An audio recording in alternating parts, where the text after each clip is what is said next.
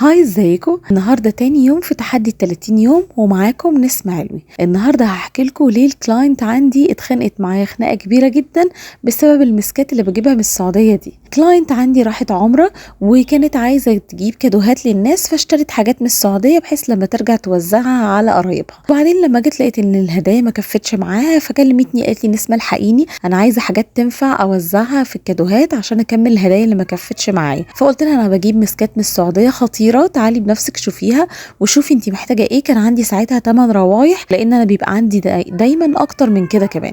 فجت شافت الروايح عجبتهم كلهم واتخانقت معايا خناقه كبيره بسبب ان انا ما قلتلهاش على المسك ده قبل ما تسافر السعوديه. قالت لي لو كنت اعرف ما كنتش جبت من السعوديه، كنت جبت لهم كلهم بالمسك ده لانه فعلا احلى من اللي هي اشتريته من السعوديه بكتير. قالت لي المسك عندك اتقل واحلى وفواح اكتر واثبت من اللي انا اشتريته من السعوديه كمان. فتعالوا نشوف اختارت ايه. بصراحه ال8 روايح احلى من بعض، وانا اصلا بجيب اكتر من 12 ريحه كمان وكلهم من السعوديه وبنستوردهم بنفسنا يد اولى.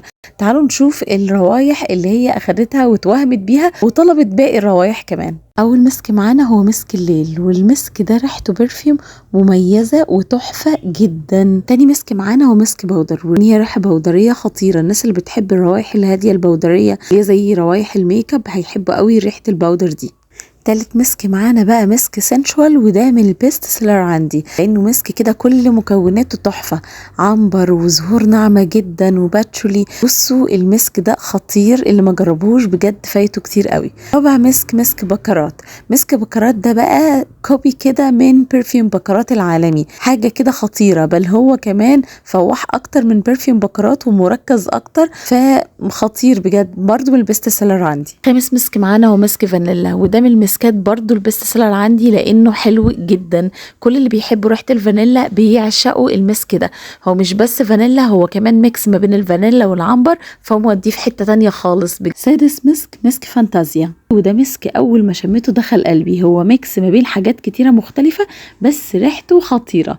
مسك ما بين الفواكه والزهور والعنبر، فحاجه كده تحبيها اول ما تشميها بجد.